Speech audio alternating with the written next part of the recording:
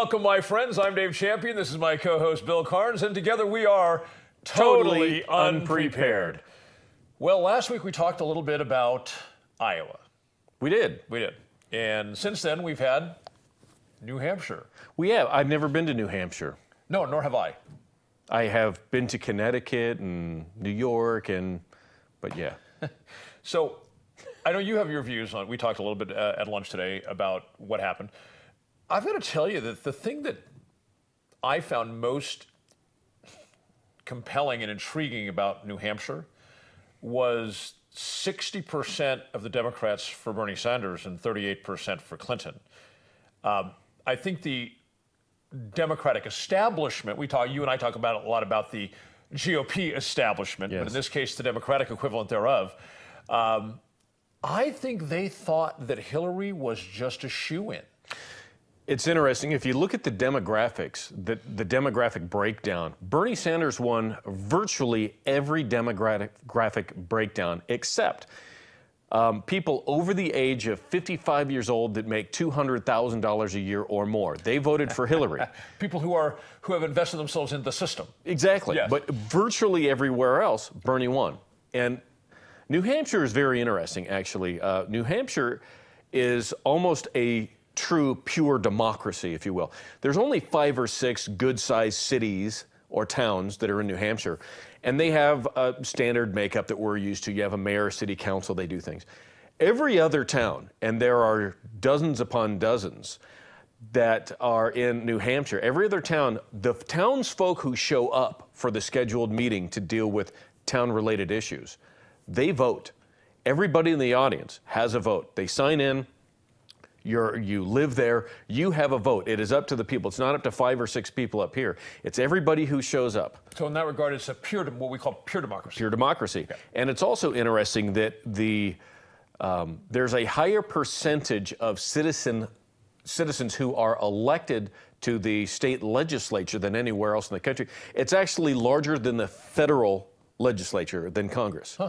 Yeah, you've got 535 members of both houses of Congress, and there's something like 600 or so people that are members of the 2 legislative houses in New Hampshire. It's huge involvement in there. It is very unique. The Republicans there are a little bit more independent thinking. A little bit more liberty-minded. It's home of the Free State Project. I was going to say, you would expect to find that from Free Staters. Yeah, and the Free State Project is, they chose New Hampshire as their test bed. If you want to look at it, go to freestateproject.org, I'm guessing, just Google it. And it's a very interesting concept. There's actually a friend of mine who lives here who has his house up for sale, and he's moving there as soon as his house. As part of the Free State, is that absolutely his motivation? Mm-hmm. And I considered it, but the weather's a little bit of a... Yeah, it was same thing for me. Yeah. I thought about it when the whole Free State thing jumped off. Yeah. I'm like, I am not going where I have to shovel 8 feet of snow. Sorry, never going to happen. It's only an average of 7.5, Dave. Come on, get a snowblower. But I mean, really, I think it is astounding that the person who had the backing of the Democratic establishment, the Democratic National Committee, and a lot of big donors. Oh, yeah. Okay? Debbie Wasserman Schultz is totally pulling for got waxed Hillary. 60 to 38. That is really the epitome of the word upset. Well, you got to keep in mind the way that Iowa and New Hampshire go, although it gets a good start, a lot of momentum really starts rolling at Super Tuesday. And even after that, now you're picking up delegates, but there's hundreds and there's thousands of delegates to be picked up. So, of course, Carly has dropped out and Christie has dropped out since this. You had Rand drop out. This is the case, dropping out after you're out. Yeah, you had Rand drop out after finishing 5th in Iowa. Of course, you had, the guy from Pennsylvania. Santorum. Oh, Santorum. Santorum was down. Okay. And then there was some other guy that actually finished at the bottom, whose name now escapes me. He had like 132 votes in New Hampshire. As a matter of fact, I'll pull it up in just a second. But my big question on this was, who the hell is this guy? I never even knew his name. Was he only on the ballot in New Hampshire? Perhaps. I don't even know. His name is... Well, go ahead and say something because my phone's taking a second to bring it up. But well, the Republican side, we had the opposite of what happened in Iowa. Trump, what, 34%, if memory serves? Yeah. And the next closest guy, Cruz, at 16%. Yeah. That again was, now that is There was no runaway. That's more, no, there wasn't, but that's more reflective of what the polls have shown, where Iowa was not at all what the national polls were communicating. Right. So it's more in line with the polls. It'll be interesting. Now we have an example of the polls in the Republican outcome in New Hampshire. Iowa's different. It'll be interesting to see what we have after that. Jim Gilmore was the guy I was trying to come up with. You're right. Who the hell is Jim Gilmore? Right. And I don't even think he was involved in Iowa. Here's another thing that's interesting. Now we're moving on to South Carolina, right? And in South Carolina, the Bushes have always done very well there. Yeah. And Jeb has not been doing all that well. I think he's averaging a fourth place finish. They're talking about Rubio, who finished third in Iowa and fifth in New Hampshire, but he's still a leading candidate. How do you average finishing fourth? He was the guy who was finishing fourth. How can he even be a leading candidate, period, based yeah, on Bush is actually further down than that. But Yeah. the Bush family has always had a very good showing in South Carolina. So that'll be interesting. And really, for Nevada, I don't know. It's kind of up in the air. Yeah. All right, let's shift. And speaking of Nevada, let's talk about some local stuff. Okay. For those of us who like to watch the Sheriff's Department, some people can care less about the Sheriff's Department here in Nye County. You and I, of course, we keep an eye on it. Sure. And I've been a victim of the abuse. Yes, you have. Yes. Yes, you have. And I expect to be any day because they don't suffer revelation of their misdeeds well. And the big news that we're probably breaking it here. I don't think any newspaper or any television station here in the area has reported it. Sharon Worley has announced to her senior staff that Undersheriff Brent Moody, as of June 2nd of this year, will no longer be a peace officer because he's not been able to complete an academy. And apparently somebody, him, her, both of them combined, have determined that he's simply not going to be able to complete an academy. Now, wait, today is February 10th, 11th? Yes. And this is going to happen in like 5 months from now? Yes, because Sharon requested from the agency up in Carson City, the government agency, Police Officer Standards and Training, Nevada Post, okay. Right? Sharon had requested back in November a 6-month extension for Brent Moody to pass the academy because of that debacle that he created in Las Vegas with the legal bribery that Sharon tried to buy his way through the academy, and then that failed. So then the question became, he had to, having failed out of that academy, he had to pass some academy to be certified as a Nevada peace officer. And apparently the decision has been reached. He cannot or will not complete an academy. Therefore, when the 6-month extension is over, he's done. And he has to complete an academy or give up peace officer status. So apparently the decision has been made within the agency that he's no longer going to be a peace officer. Now, for me, the disturbing part about this is twofold. Number one, that means that now we have a $90,000 a year Nye County employee of the Sheriff's Department. That's your tax dollars, Nye County. $90,000 a year.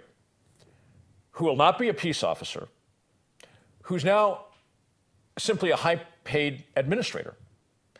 And ironically, he doesn't have the decades of experience here that, for instance, Rick Marshall had before she did her political axe move on him. Okay, so what has happened is she's taken a guy who was, I think it would be fair to say, uber knowledgeable about Nevada laws, regulations, court decisions, administrative procedures and policies, everything you'd want to know to run an agency, and she gave him the boot. And now she's going to keep this guy that knows virtually nothing about Nevada laws, policies, regulations, how to run agencies here, or anything else. And he's going to be making $90,000 a year. And the second reason it's disturbing is during the campaign, and I talked ad nauseum back during the campaign about all the lies she was telling. Here's another one. She said he will have to get certified if he wants to be the undersheriff. Well, now the decision has been made. He's not going to get certified as a Nevada peace officer, and she's still going to keep him on. I wonder if he's going to continue the rank as undersheriff, because wouldn't undersheriff kind of denote that you're a peace officer? No, she can give it, the way it works in Nevada, she can leave him with that title, she can leave him with that authority, but he can't go out on the street and arrest anybody or do anything that cops do because he's not really a cop. He's got the title of undersheriff, he's got the salary of undersheriff. She can tell her subordinates to do what he says. But he's not a cop. Interesting. Yeah. And I've actually seen Brent Moody out there, pulling people over, writing tickets. That'll stop. I actually saw him parked on a sidewalk recently. Yeah. And then the other one that deals with Nye County, and you remember on my rant I talked about that young man last week, the 23-year-old young man that had been falsely arrested because he got a good deal at a secondhand store on a secondhand item. On a mixer, right? Right.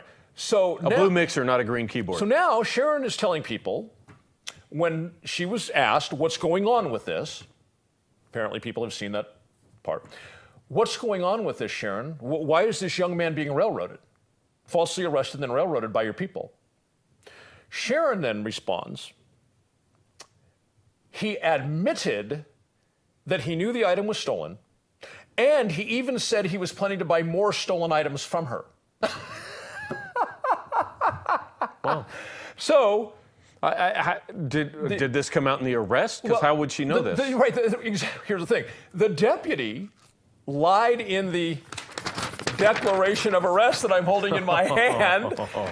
But even here, it doesn't say any of that Sharon said. The declaration of arrest, where you lay down the basic facts of why you have authority to arrest the guy. The elements of the crime are met. Correct. Here they are.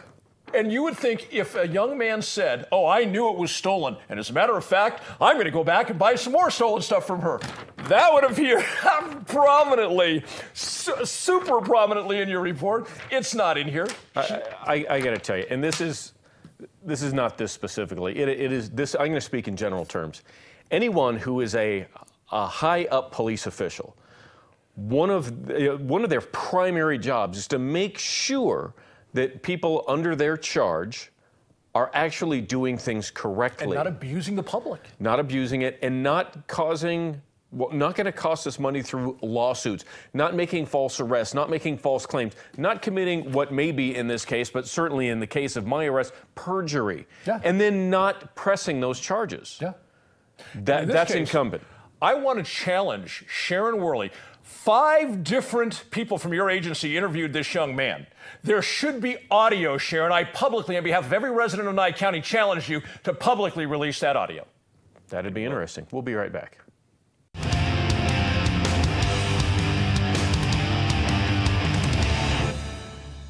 We are back. I can't wait to do this one.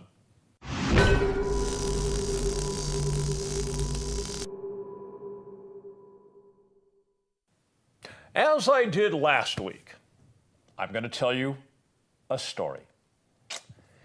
So the story begins with a lady getting off of work here in the town of Pahrump.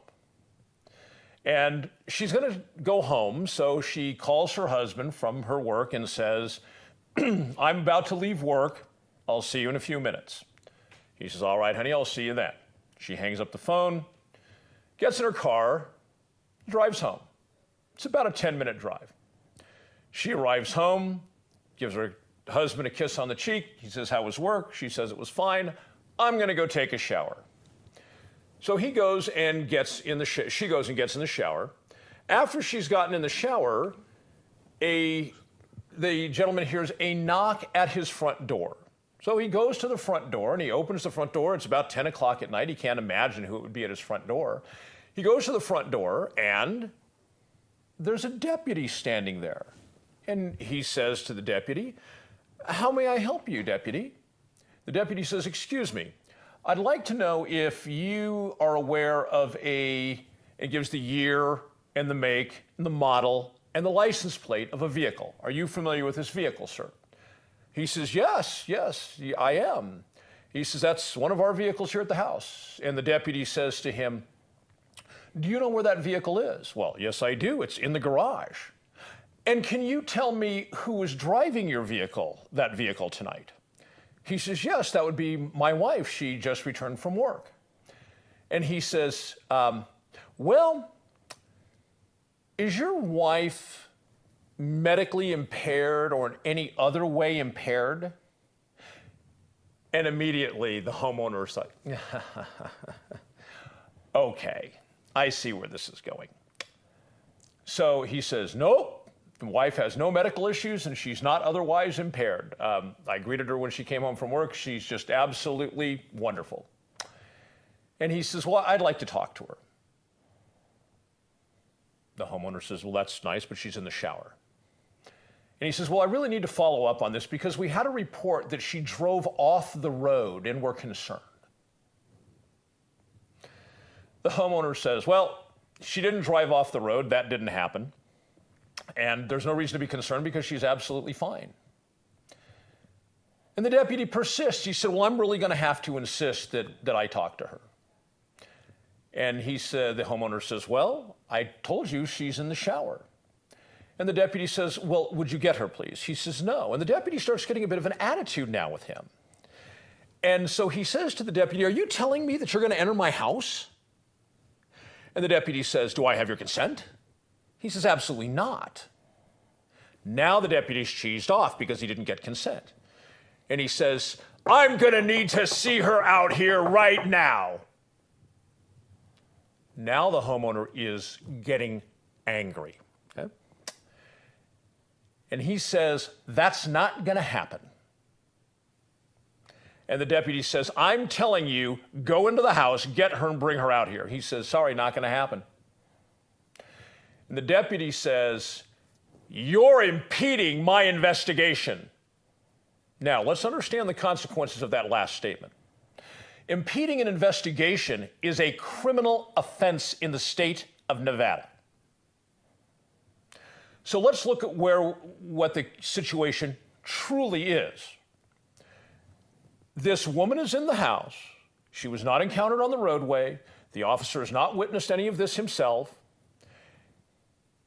The officer has 4 ways to get into that house: by consent, in hot pursuit, exigent circumstances, or with a warrant.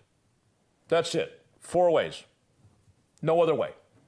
Now, when he tells the homeowner, you're going to go get her and bring her out here, and the homeowner declines, is there any statute or any constitutional provision or any constitutional principle that allows a law enforcement officer to dictate to an uninvolved third party what that uninvolved third party will and will not do in support of the officer's investigation? No. 0. Okay. So what was stopping the deputy from going where the deputy wanted to go, which is to pursue whatever he wanted to pursue, what was stopping him was not the gentleman out on the front porch. It's the Constitution. Because the Constitution, I spoke of the 4 ways the deputy could get in the house. Those are the 4 methods that the U.S. Supreme Court has said are constitutional methods of getting into a house. And that's it. There is no 5th. There's nothing beyond those 4. To get into the house beyond those 4 is a violation of the Constitution, which this deputy took an oath to uphold. And there is no provision of law anywhere that allows a government official to reach out and grab a third party and say, you're going to do what I say or I'm going to put you in jail, even though you have nothing to do with this investigation, you have nothing to do with the alleged offense.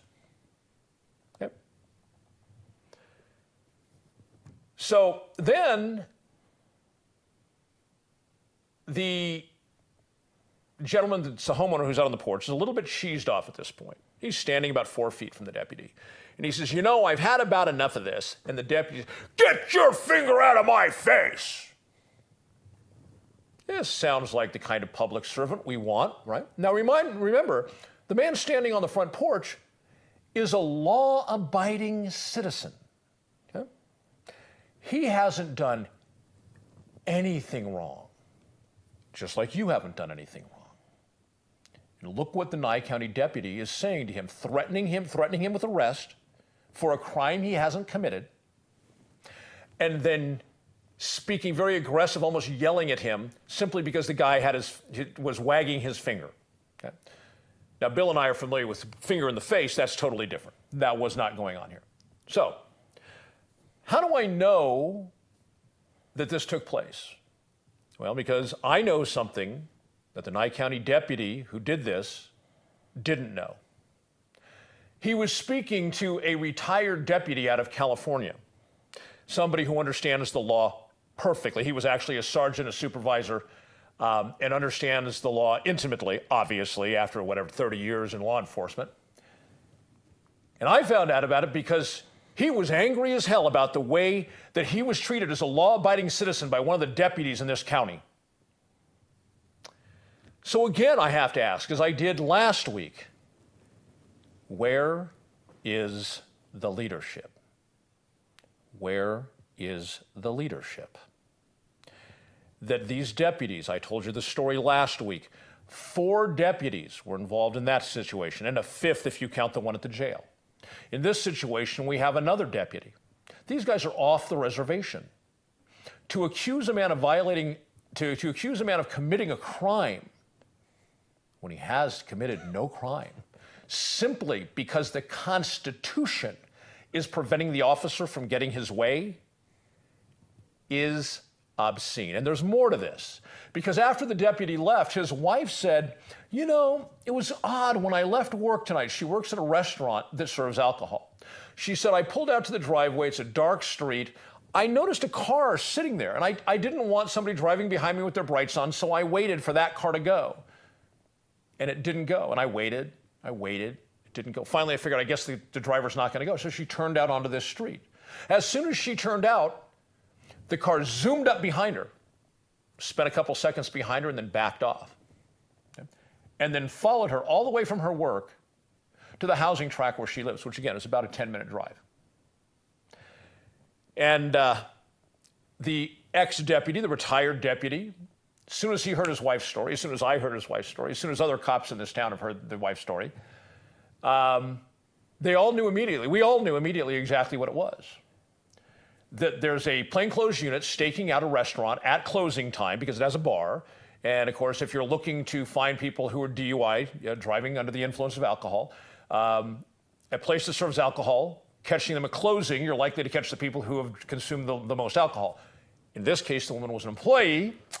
And so what was happening was, what appears that was happening is that one of the deputies in plain clothes, in a plainclothes car, was staking the place out, taking down the license plate number, and then letting his buddy know, hey, here's the plate number, this is where she lives, go over there, blah, blah, blah, hoping to drum up a DUI. And guess what that is? That's also illegal. The courts have held for probably 50 or 60 years that you cannot target a lawful business in that manner, to stake out a lawful business in hopes of catching a patron who is engaged in a lawful activity in that lawful business. The courts have said you can't do it. I was taught that in the academy decades ago. This retired deputy, he was taught the same thing in the academy. We're both in our 50s. That tells you how long that this doctrine has been in place. Bill? It is very troubling and disturbing to me when you have cops that swear to uphold, protect, and defend the Constitution of the United States, the Constitution of the state of Nevada, of which they've probably never read either. Now, the Constitution of the United States, with all of the amendments, the Bill of Rights, it might be 7 or 8 pages. That's it. The Nevada Constitution is more like 40 or some pages. There's a lot more to it. But you're swearing an oath to uphold, protect, and defend everything that's in there and the rights that are there. Yeah. And as you know from the academy, they're taught that everything we've discussed, and I just discussed with the others, they're taught in the academy, those things are wrong, don't do that. That's right. Yeah. And for somebody to be standing there, and in this case, the homeowner to be standing there and telling the deputy, look, you're not going to do this, you're not going to do that, I'm not going to give you permission for this, this, this, and the other. He's standing there with the Constitution between him and the deputy, and the deputy's trying to tear through that by saying, you're impeding an investigation. You know what? Absolutely you're not. You're just standing there supporting the Constitution that protects you from the government. Right. So this is the sort of thing, again, that any sort of police department that has any sort of supervisory capacity, you've got to have people there who understand this and enforce it and train their deputies the right way. And this is why you have police departments, some more so than others, that end up with bad reputations, especially amongst the people of the areas in which they operate. Yeah. And sadly, as we talked about in the first segment with Sharon Worley telling that outrageous lie about the young man with the secondhand store, we have a chief executive of the law enforcement agency who is not fulfilling her duty, which is to properly train and discipline errant behavior and conduct of her staff. We talked a little bit about at lunch. There's the old Soviet statement, which is trust but verify. Correct.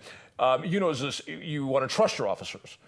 But if there's an allegation of wrongdoing, you want to start that at a neutral point and follow the facts, not simply cover their rear ends because you want to be loyal to your people. And what would fix all of this? Body cams. Yes, of course. Body cams. But the thing is, she should be being loyal to us, not just her deputies. Yeah, because the deputies didn't put her in office. They work for her. That's correct. And we'll be back.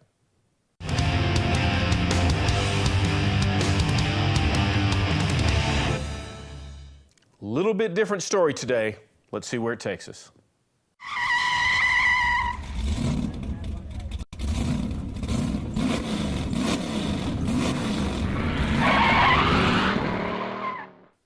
Not really getting my gears ground today. I want to tell you a little bit about a story here. You might remember back in early November, November 1st, in fact, there was a report that came out of a rancher who was shot and killed by deputies up in Idaho. Here's the situation. You end up with a rural highway, Highway 95. Along that line, there's an open range. A woman ends up hitting a bull on the highway. There's some injured people. The car is a disaster. There's a couple of dozen emergency vehicles there. The bull is injured, but not going down. The deputies want to have the rancher come out there and take care of his own bull. They don't want to end up with the liability and all the issues that can come about from that. They want the rancher to come and take care of his bull. So they actually have gotten the bull to where the deputies have gotten the bull to where the bull is spending its time and attention on them. And they've positioned the vehicles to try to keep the bull from coming through. It's charging at him, lunging, and then going back. Charging and lunging and coming back. And the goal of the deputies is to keep the bull occupied doing this, rodeo clowns, if you will, so that the emergency people, the medical people, the fire people can handle the accident where people need to get extricated out of a vehicle. They find out who the rancher is. The dispatch gets a hold of the ranchers. It turns out they're right outside of the rancher's house, 100 yards, 200 yards outside of the rancher's house. He's evidently not paying attention. So they tell him they need him to come out there and take care of the bull. This is because the bull ended up charging in, and one of the deputies, armed with an AR-15, the bull gets between the cars and starts charging at the deputy. So he ends up unloading a few rounds into the bull. It diverts the bull. The bull ends up going past him, goes a few yards past, ends up on the ground. But can still get up, can still, working to stroll and get up and do things, and it's not out. We're talking a 2-2-3 against a bull, and not exactly perfect shot placement because it was in a heated situation where the bull's charging. You can imagine. The rancher comes out. He has his bolt-action rifle. And so they ask the rancher to, take care of the bull. The rancher's making decisions on where to actually aim and shoot this bull. And as it turns out, the bull's head is moving around. It's not stable. It's not sitting still.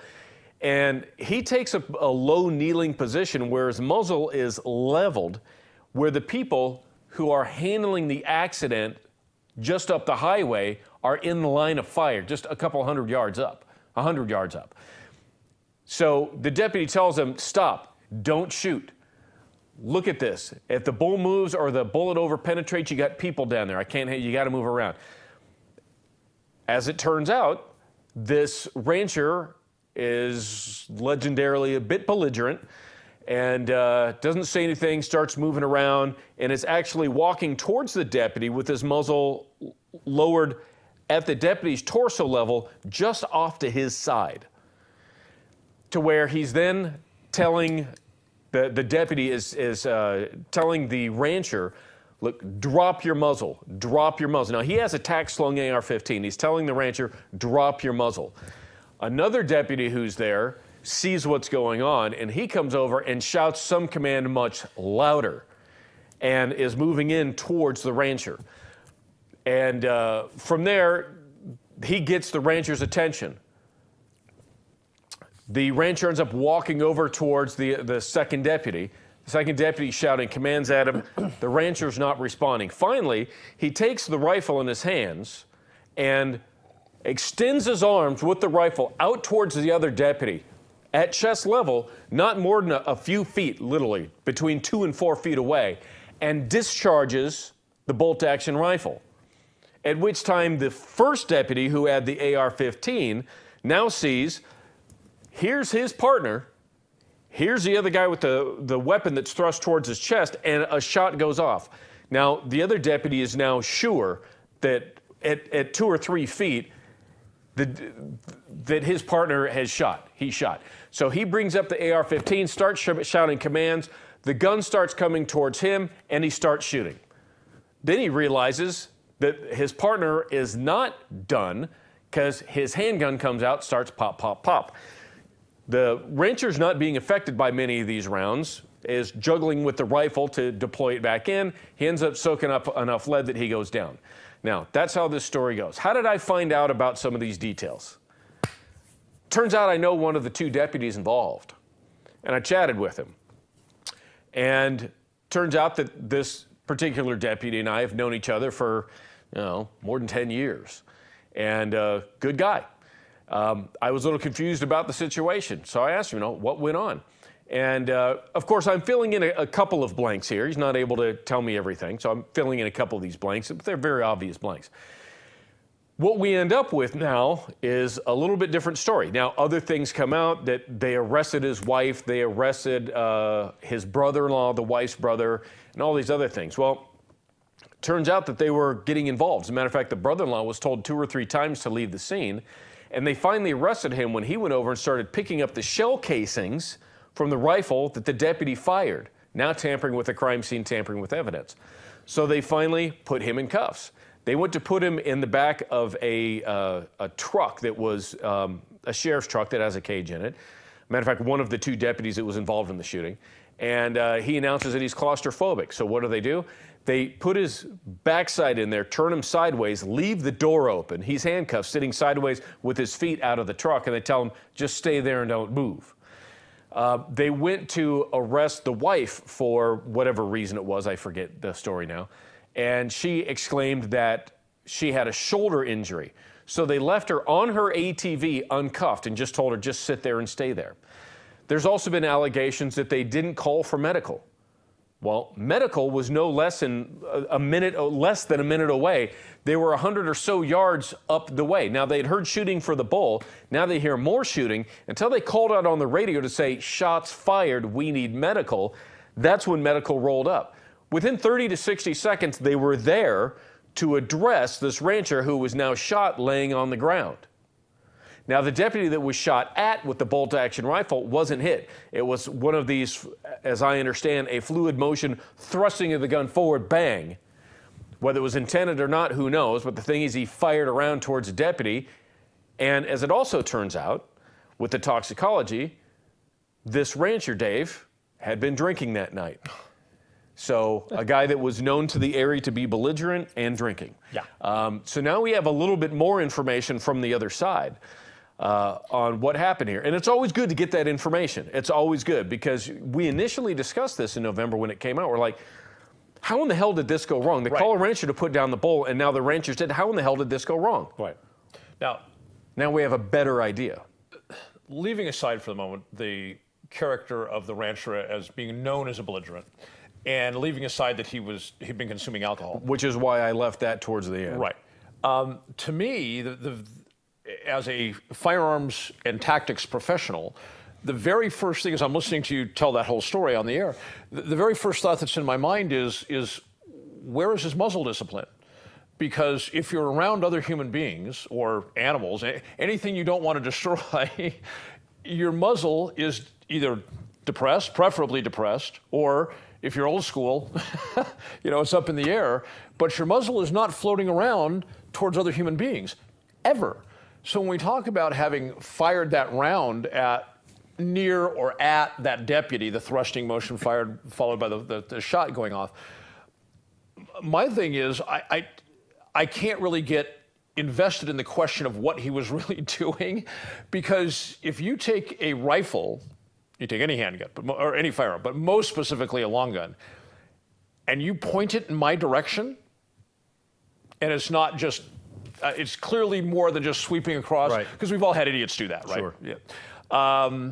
Anything more than that, I'm going to shoot, because my life is on the line. You're pointing a muzzle of a rifle towards me. You know, perhaps if it was here in the elbow, you know how guys carry it that way, and perhaps if the guy turned around, okay, I'll let him live. But these are exceptions. Other than that, you point a muzzle of a rifle at me, I'm putting lead into you. Yeah, and we're talking, as it was described to me, both hands on the gun, moving around at waist level. One deputy was covered 4 or 5 times. The other one was covered a good 2 or 3 times. And everybody in the scene who was downrange, Rule 4, if you will, was getting muzzled regularly. And the guy was not reacting or responding at all. 1,000-yard stare, no verbal responses, no physical responses, just getting up and now moving towards deputies with a gun in both hands, a rifle in both hands, just at or off chest level area. I mean, we're talking center of mass area. Right. And, you know, just no responses at all until a shot rings out, boom. Yeah, well, I mean, what are the options there? Very few. There really are very few. You remember the yahoos down in Texas, those 2 young guys that were featured in that photograph? They were open carrying, I think, in a Chipotle, and they had tactical slings on, and they had their hands on the firing controls. And I said on my show, I said, if I was there, I would have walked over and very politely said, take your hands off the firing control and sling your rifle. If they answered belligerently, as young men are wont to do, they would have got a 1911 screwed into the muzzle of their ear, and I would have disarmed them. Because leaving the muzzle issue aside, to walk around in society with your hands on the firing controls, okay, everyone has a right to feel threatened by that. And of course, this gentleman, the story you're telling me, the rancher, he took it to the next level, hands on firing control and muzzle up. Okay, I don't see any options there. Yeah, it would be akin to somebody who's carrying exposed and walking around with their hand on their gun constantly. Right, right. So now, and I got to tell you, or out of the holster, walking around with the gun out in the open with their hand. Yeah. A little different because you can't really holster a long gun, but I see where you're sling going. With a rifle on a sling, if I'm carrying an attack sling, I generally have my hand rested on the firing control area, but not wrapped into it in a firing grip. Right. But that's just where I control it. And you've always been on the range when you're doing that.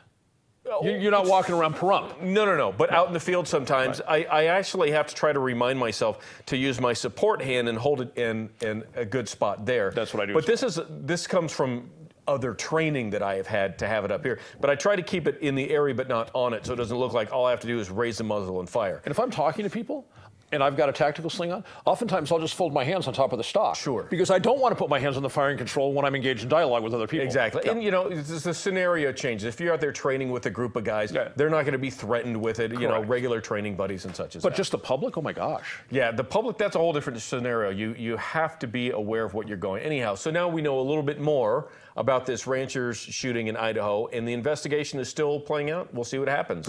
We'll be right back.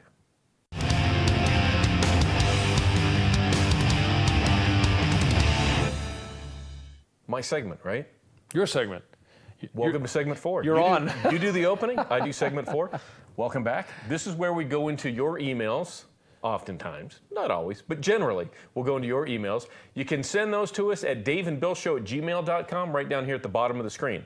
Write that down, send us an email, let us know what you think about the show. We actually read those sometimes. Every once in a while, yeah, it's good stuff. Now, we actually appreciate reading your emails and getting them from you. Even if they're just quick comments. Now, I'm going to admit, because we are totally unprepared, I normally never look at those until lunch before the show. I look at them when they come in, and I'll usually, just get a cursory thing. If it's a longer one, I'll get back to it later. Yeah. I try to have a touch-it-once policy. Anyhow, we are then going to get into where all of the history is on the shows, if you want to catch them. This is show number 54. We've been doing this more than a year now. Wow. To totallyunprepared.info. That's where you, your friends, your family, your cohorts, people you don't like and you want to waste 56 minutes of their life, 52 minutes of their life, send them to totallyunprepared.info and look up all of our stuff. Great. Awesome. So with that being said, we have had some information come our way. Yes. That has to do with the Nye County Sheriff's Department. Not surprisingly, we've had a bit of a theme today. and that comes to us asking us about if we know about I think it was the trimming of the field training program for new deputies. Now, let's explain for the audience what a field training officer program is. When an officer gets out of the academy... maybe we should start with the academy, just to set the stage, because people might not know. Well, they know what the academy is. I call it law enforcement high school. Yeah. You get the rudimentary, like high school is supposed to... Do they sing and dance like in law enforcement high school? Yeah, Law enforcement high school musical. But like high school is supposed to prepare you to go out into society and do your thing. The police academy is supposed to prepare a candidate officer to go out on the streets as an actual officer. But like any trade, I mean, this is the reason unions have their various levels, your journeyman and this and that. Several hundred hours of training in the academy. But it's different than doing it on the street. I still remember my first night on the street with an FTO, which is what we're going to get into. The first time, it was actually the second night I was working. We ran into some gangsters who walked right by us and ignored my FTO's verbal commands. And I remember to this day being uncertain, at that moment, okay, they didn't listen to us, where do we go from here? And he swung right into action, and so that's how we're going to handle this. So that's a perfect example. I was uncertain, a recruit right out of the academy, and that senior officer, that experienced officer, showed me how we handle X. And that, of course, then goes on for a period of time. Sure, yeah, and like for my duty, the academies continue to get longer and longer. I went through the academy 21 years ago. Okay. And then it was 16 weeks of police academy, followed by 16 weeks of field training officer, FTO. You're hearing that acronym. Right. And of those 16 weeks where we're in field training, we're spending, I think we have a total of 6 different field training officers. I'm sorry, they're 18 weeks, not 16. 18 weeks of academy, 18 weeks of field training is where we were. And, I come out of the Southern California area, and virtually every agency, I don't know if it's still this way today, but it was 12 months of FTO. You did not work a one-man car for 12 months. And the theory was very much what I was trying to express earlier, that you go to law enforcement high school, and then you get on the street, and it's different. And you should not, if management wants you to be able to handle your business when alone, correctly, legally, professionally, you have to stand a pretty good chance of having seen it all, for you to be cut loose and go out there and do the kind of job the public would want you to do. Yeah, and it's good. It takes it from a theoretical classroom environment where it's very controlled. There's a lot of scenarios that go on. You're dealing with somebody that doesn't want to be handcuffed. Somebody doesn't want to answer questions. Somebody wants to run, how to do a felony car stop. All of that is very controlled. You're not in any danger. Right. And it's scripted. They know how they're going to mess with you. And it's nowhere near as realistic sterile. as real life. Yeah, it is it is a sterile environment. Yes. And, nobody actually has loaded rounds in their guns when they're pointing them at you and everything.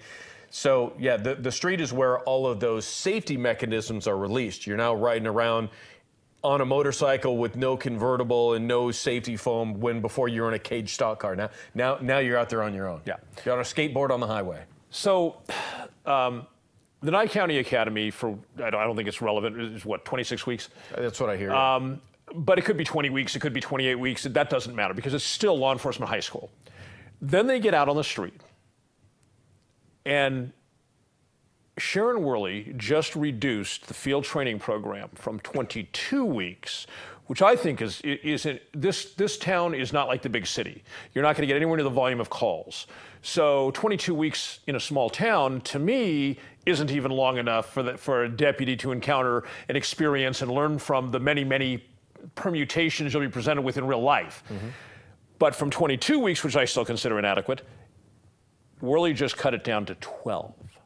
Well, you see, I was in the big city. We did 18 weeks, and I was excited to get out on my own, but I also knew I'm not exactly prepared for this. Yeah.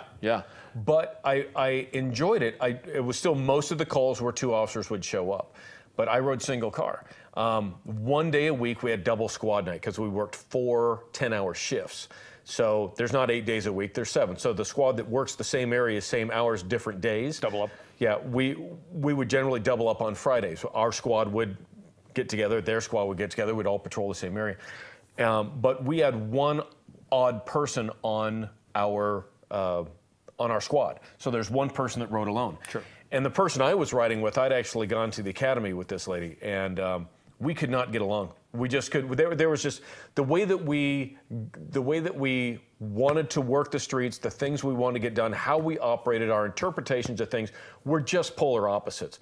So after about a month or 6 weeks, probably about 6 weeks of trying to figure this out, I went to the sergeant and I pulled him to the side. I said, "Look, I'm having some issues dealing with Officer X," and I started going to. He said, "Stop right there. That's all I need to know. You guys have been riding together for the last 6 or 8 weeks, whatever it is." And he says, "If you guys can't get along, I can't have you in the same car together." As it turns out, I ended up being the only solo officer. As a rookie, the only solo officer that night, and ended up assigning her to one of his senior officers for a little bit of retraining because I think he trusted my judgment more than hers. Anyhow, still, even in the big city, working swing shift in a hot area, 18 weeks, if I remember right, in field training was not quite enough. I hear you.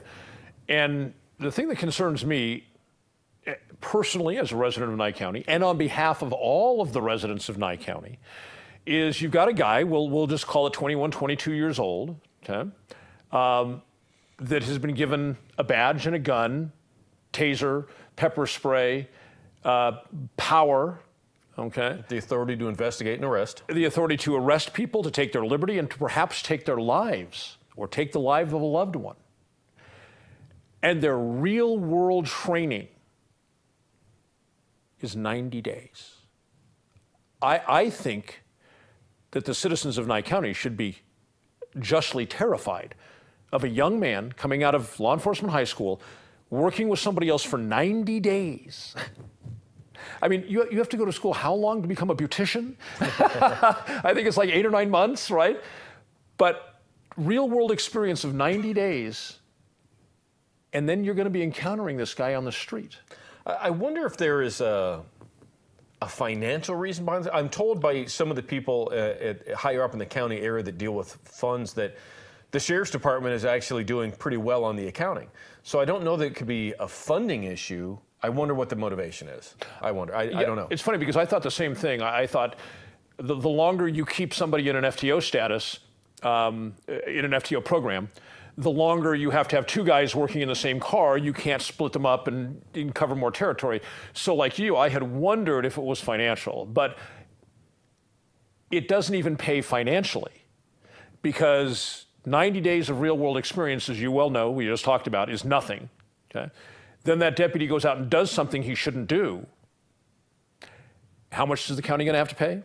Yeah, that's a big quantifier. And keep in mind, the county only pays up to 50 grand of that, and the rest comes out of insurance, but then we pay more for higher premiums every time there's a payout. Right, and that we're talking about monetary compensation, but, you know, God forbid one of these guys that's only had 90 days of real-world training before he's cut loose on his own wrongfully shoots somebody or cripples somebody or, you know.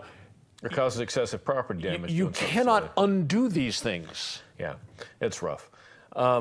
Moving on, we did a segment last week talking about the post office and where the judges are with carrying in post office such as that.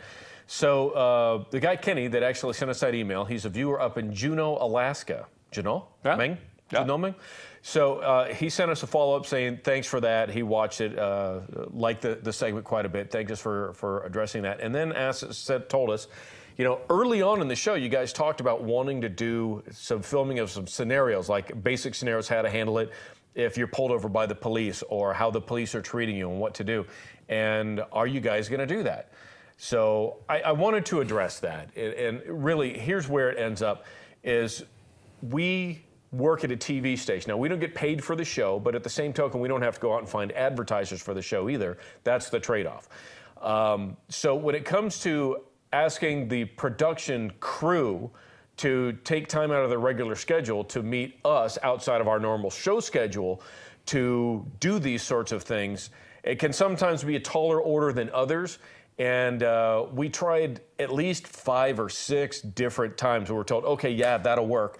And then sometimes as long as the last minute, yeah, we're not going to be able to do that. Yeah, we tried last spring. Yeah, so it's an issue of coordination with the production crew that's part of this TV station that we're not employees of. All right. And we don't bring any money into, just the way this nature works. So we go begging for this kind of help. Yeah, so like we're honest to God, we're kind of lucky to get this hour and a half worth of production with setup and tear down afterwards each week. So to get extra production for that, we thought it was going to be a little easier. It's become a little bit more difficult.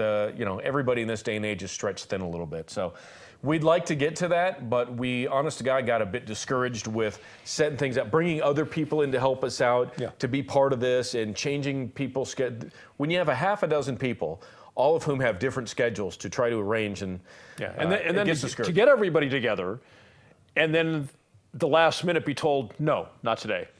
Yeah, something came up, we got to go do this, out of the other. So that's the answer. It sounds like kind of a pathetic excuse. In fact, it is a little bit of a pathetic excuse, but it's really what's going on. It is the truth. It's the pathetic truth.